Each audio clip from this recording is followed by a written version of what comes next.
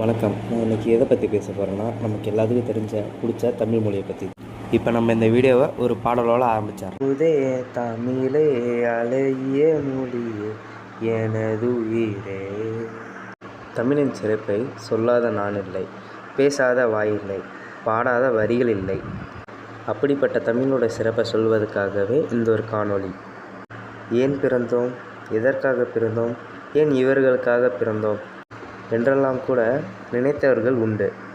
ஆனால் தமிழனாக பிறந்ததுக்கு மட்டுமே பெருமை கொள்பவர்கள் பல கோடி பேர் இங்கு உண்டு. மற்ற மாநிலம் தேசம் மக்களும் தமிழனாக பிறந்திருக்கலாமோ என்று ஏக்கம் கொள்ளும் மொழி தமிழ் மொழி. மிகவும் பழமையான மொழி, தொன்று தொட்ட மொழி. கல் தோன்றி மண் தோன்றாம் காலத்தில் முன் தோன்றி மூத்த குடி எம் தமிழ்குடி. உலகில் முதல் மனிதன் பேசிய மொழி தமிழ்.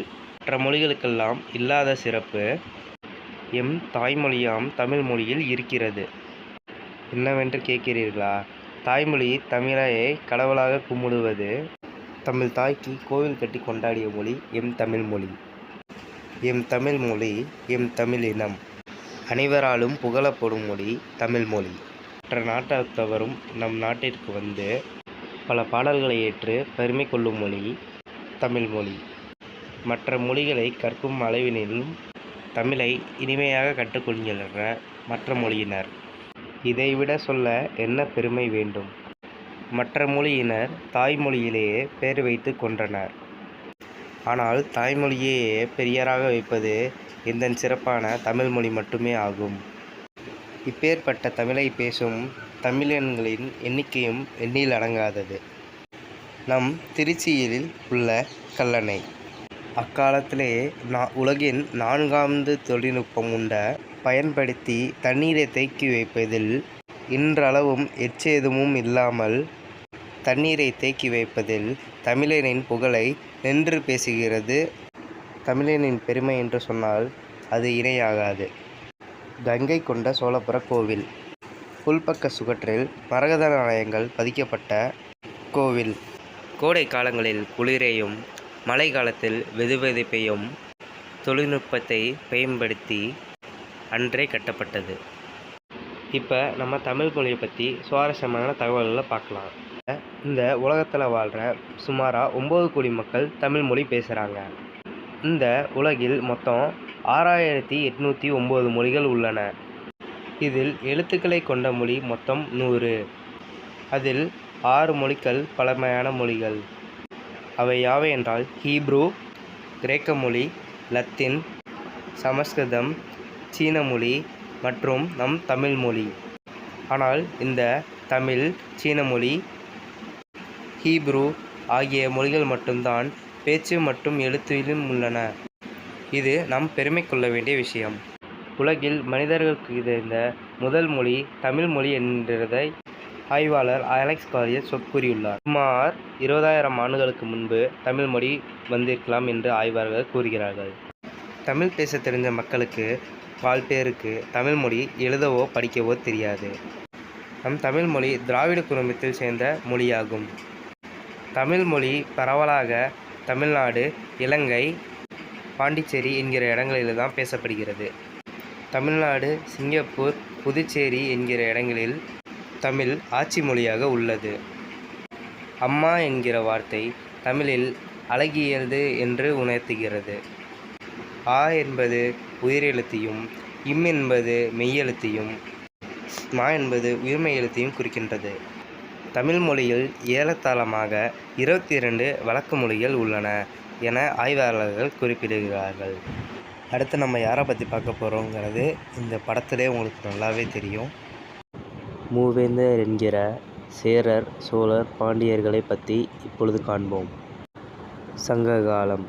சங்கம் எனும் சொல் மதுரை பாண்டிய அரசர்களால் பாண்டிய அரசர்களின் ஆதரவில் வாழும் தலை தோன்றிய புலவர்களின் குடும்பத்தை காட்டுகிறது. இப்புலவர்கள் இயற்றிய பாடல்கள் மொத்தம் சங்க இலக்கியம் என அறியப்படுகிறது.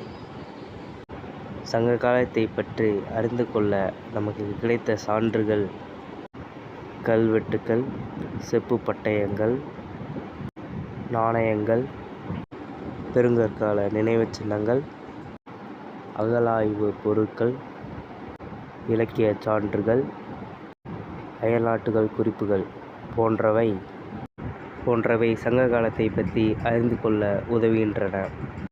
சேரர்கள் தமிழகத்தை சேர்ந்த மத்திய மற்றும் வடக்கு தெருவு தாங்கும் கொச்சி ஆகியவற்றை ஆண்டவர்கள். பதித்து பற்று சேர அரசர்களை குறித்து நமக்கு விளக்குகிறது. சேர அரசன் செங்குட்டுவன் வட இந்தியா மீது படையெடுத்து சென்று சிலப்பதிகார காரியபாத்திரமாக கண்ணகிக்கு அவர் சிலையெழுப்பதற்காக இமயமலைக்கு கற்களை கொண்டு வந்ததாக செய்திகள் நமக்கு தெரிவிக்கின்றன. பத்மினி தெய்வம் அவர் அறிமுகம் சென்றார் என்றும் நமக்கு குறிப்புகள் கூறுகின்றன. இளங்கோவடிகள் சேரன் செங்குட்டுவன் தம்பி ஆவார். அவர்தான் சிலப்பதிகாரத்தின் ஆசிரியர். இவர்கள் இருவரும் சேர அரசரின் முக்கியத்துவம் வாய்ந்தவர்கள்.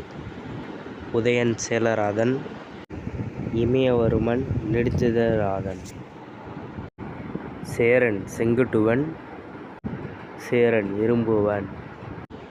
இவர்கள் நால்வரும் மிகவும் புகழ் பெற்றவர்கள். சோழர்கள் சங்க காலத்தில் சோழ அரசு வேங்கடமலைகள் வரை விரிந்திருந்தது. காவேரியின் கழிமுக பகுதியில் சோழ நாட்டின் மையப்பகுதியாக விளங்கியது. இப்பகுதி பின்வரும் காலங்களில் சோழ மண்டலம் என அறியப்பட்டது. சோழ அரசர்களில் மிகவும் புகழ் பெற்றவர் கரிகால் வல்லவன் அல்லது கரிகால் ஆவார்.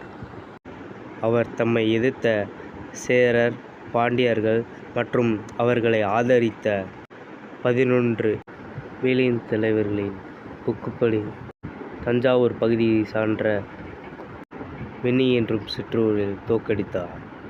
அவர் காடுகளை விளைநிலங்களாக மாற்றினார். வேளாண்மையை மேம்படுத்துவதற்காக காவிரி இடையில் கல்லணையை கட்டினார். சோழர்களின் துறைமுகமான புகார் இந்திய பெருங்கடலில் பல பகுதிகளிலிருந்து வணிகம் செய்பவர்களை ஈற்றது. பட்டினப்பாலை என்று 14 கீழ்க்கணக்கு சான்ற நூல் கரிகாலின் ஆட்சியின் போது அங்கு நடந்த விரிவான செய்திகளை வழங்குகிறது. சோழர்களில் முக்கியத்துவம் வாய்ந்த அரசர்கள் இளஞ்சேச்சேனி, கரிகால் வல்லவன், கோச்சேன் கண்ணான், கிள்ளி வல்லவன், பெருநர் கிள்ளி. பாண்டியர்கள் இன்றைய தென்தமிழகத்தை ஆட்சி செய்தனர். பாண்டிய அரசர்கள் இந்திய தமிழ் புலவர்களை ஆட்சி செய்தவர்கள். பல பாண்டியர் அரசர்களின் பெயர் சங்க காலத்தில் குறிப்பிடப்படுகின்றன. நெடுஞ்செழியன் பேரும் புகழும் பெற்ற போர் வீரராக கருதப்படுகிறார். அவர் தலையாளம் காணும் என்னும் இடத்தில் சேரர், சோழர் 5 பேருக்கு தலைவர் என தலையாலங்காலம் என்னும் இடத்தில் அவர் தோற்கடித்தார். இவர் கோர்க்கையின் தலைவர் என போற்றப்படுகிறார். பாண்டிய நாடு முத்துக்கு குளித்து பெயர் பெற்றதாகும். பல நாணயங்களை வெளியிட்டது. அந்த நாணயத்தில் மீனையும் யானையும் கொண்டு அவர்கள் செய்திருக்கிறார்கள். பாண்டிய மன்னர்களில் நெடியோன் 2வது, முதுகுளித்தூப்பெண்ணி 3, நன்மாறன் 4வது நெடுஞ்செழியன் இருந்தார். மூவேந்தர்கள் சூட்டிக்கொண்ட பட்டங்கள்.